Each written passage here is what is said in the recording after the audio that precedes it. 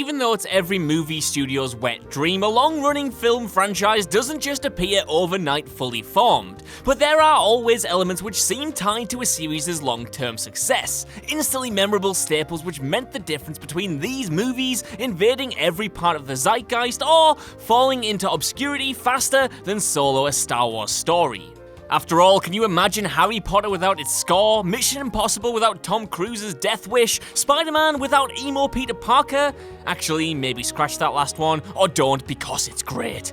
Either way, there are some franchises you just can't imagine existing without certain key elements, which makes it all the more surprising when you return to the first installments and realize they aren't anywhere to be seen. I'm Josh from WhatCulture.com, and these are 9 movie franchise staples that actually came from sequels. Number 9. Laurie being Michael's sister, Halloween 2. Though it's always the bad guys who become icons of horror franchises, they'd be nothing without a suitable foil. None exemplify that better than Michael Myers, bar maybe Jules and Ash anyway, whose rivalry with sister Laurie Strode has provided the backbone for the bulk of the Halloween series. Despite being the biggest aspect of their relationship and the mythology of the franchise in general though, the two enemies being brother and sister wasn't actually part of the initial story. In fact, in the original film, it isn't once suggested that the connection between the duo extends beyond Laurie being another body the Shea plans are introducing to his knife. And no, that isn't a euphemism despite how it sounds. The familial relationship was only established in Halloween 2, instantly becoming part of horror legend and acting as the small sliver of backstory audiences actually knew about the enigmatic villain. That was until Rob Zombie came in and ruined the mystery entirely anyway.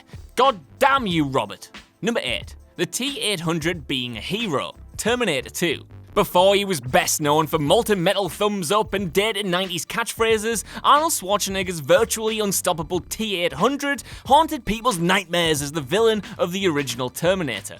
Of course, his role was flipped brilliantly in the sequel, which was entirely centered around the T-800 protecting Sarah Connor rather than, trying to crush her skull in his metal fists. In part, this came from Arnie refusing to play bad guys after a bit of an image change, which I fully wish he stuck to when the script for Batman and Robin was thrown his way, but I digress, with his requirement resulting in the greatest face turn since Reagan literally screwed her head all the way around in The Exorcist. Wait, does that even make sense? Christ, this is what I get for trying to put wrestling terms in scripts. Anyway, since then the series has essentially stuck to this characterization, with only the dreadful Terminator Salvation bringing back the menacing original incarnation of the T-800 that's all but faded into memory.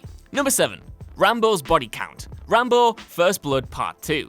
It's no secret that action movies always feature a lot of on-screen death, but the Rambo franchise seemed to have a fetish for having the highest body count in the business. Over 4 movies and 3 decades, the Vietnam vet shot, exploded, and gutted hundreds, if not thousands, of bad guys as a one-man army. And that was with a handicap as well, because in the first film, Rambo only kills one person, indirectly by throwing a rock at them. Badass, I guess? In fact, the entirety of First Blood, unlike the sequels, is about the character refusing to kill everyone he sees, despite being capable of murdering them all with one of his massive arms tied behind his back. In fact, it offers a surprisingly deft exploration of post-Vietnam America and the psychology of returning veterans and their position in society, something which is drowned out entirely by the noise of infinite ammo LMGs wielded by a shirtless Sylvester Stallone in the sequels. Number 6. Alien Queen, Aliens. Ridley Scott is considered the architect of the entire Alien franchise, for better or worse depending on your opinion of Prometheus and Alien Covenant,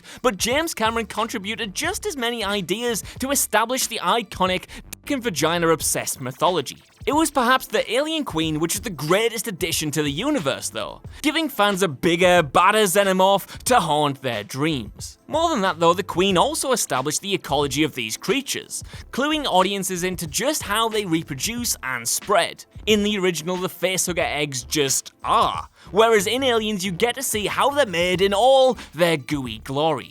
It's since become a staple of the franchise, but Ridley Scott's original movie almost made the idea impossible. The Queen is never brought up in that film, and that's because a deleted scene actually explained that the eggs are made by any alien which cocoons and transforms a human victim into one. 100% more gross, 100% more lame. Number 5. Jason's mask and him being the killer, Friday the 13th Part 2 and 3. Look, a lot of horror franchises take a couple of movies to properly find their feet, but Friday the 13th went through more phases than me in high school before discovering just what it wanted to be. These days, Jason Voorhees, or even the image of his sinister hockey mask in general, can be used as shorthand for the series, but these elements weren't fully formed until 3 movies in. Jason was mentioned in the original flick, but he wasn't the killer, as it was his mother Pamela who was seeking revenge on sex pest camp counselors.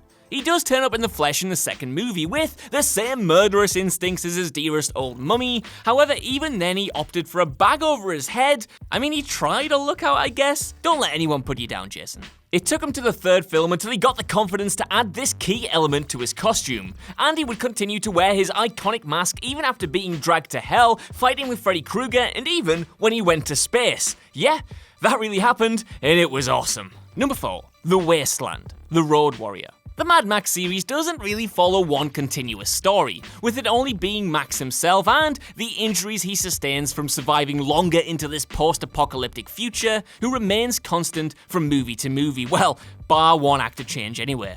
Even the iconic Wasteland itself, this gas-deprived hellscape filled with cartoon characters and more S&M-loving bandits than you'll find round Jules' flat on a Friday night, was a product of the 2nd film. Sure, the original takes place in a dystopia, but it's a far cry from the nightmarish end times Earth that acts as the backdrop for the rest of the franchise. Things certainly have gone royally tits up, that's for sure, but there's still some semblance of normality. People still live in houses, police attempt, but mostly fail, to keep order, and it's only really the lack of gas that's causing anarchy. It's not exactly paradise, but it might as well be compared to the state the world is in subsequent sequels.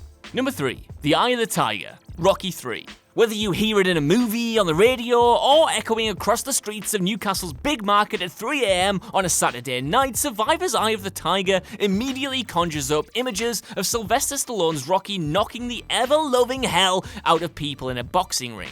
The franchise pretty much made the song a hit, and even today there's no shortage of parodies going spare. In fact, to many people, it's probably almost more associated with the brand than the actual main series score. Well, almost. It's a genuine pop culture phenomenon which cemented Rocky as the biggest franchise in the world at the time, all despite the fact that it actually didn't debut in the series until the 3rd movie and didn't show up again at all after. Still, the song and its lyrics were intertwined so closely with that flick that it became synonymous with the Italian stallion as a whole, allowing it to transcend the single movie it appeared in. Number 2. The Aston Martin DB5, Goldfinger. James Bond is all about the suits, the gadgets, and the women, but he'd be nothing without his signature car.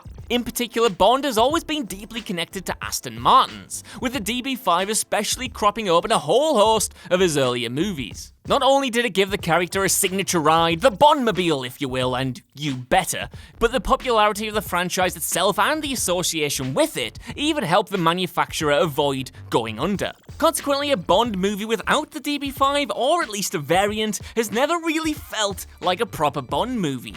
And the original car even made a return in 2012 Skyfall, acting as a great nostalgia trip for fans. While it's such a powerful symbol of everything Bond stands for, though, it actually took the spy a little while to settle on the car being his vehicle. In fact, it wasn't until the 3rd installment, Goldfinger, that he began the longest running relationship he's had with anyone or anything.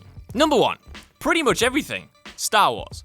It's no secret that George Lucas made up a lot of the original Star Wars trilogy as it went on. While a similar approach would go on to tank franchises like Cloverfield, RIP, Lucas's on-the-fly storytelling only made his series better. However, it also resulted in a lot of things people associate with Star Wars not actually being featured in that original movie. Plenty of major story threads, such as Darth Vader being Luke's father and Luke and Leia being related, which makes that kiss in the 2nd movie so weird, weren't planned from the get-go, but their additions didn't directly invalidate anything that came before. Those bigger details may be common knowledge, but it's the smaller touches added in the sequels that are the most surprising. For instance, did you know that the Imperial March was only introduced in The Empire Strikes Back? I know I bloody hell didn't before starting this list. There's so much Star Wars lore that actually appeared first in sequels, but that in no way reflects badly on the original, which made everything possible in the first place. So that's our list. Are you shocked that these franchise staples weren't there from the very beginning, or did you know all this to begin with? Either way, could you give us a like, share, subscribe, and head over to whatculture.com for more lists and news like this every single day. Even if you don't though, I've been Josh, you've been watching What Culture, and I'll see you soon. Bye.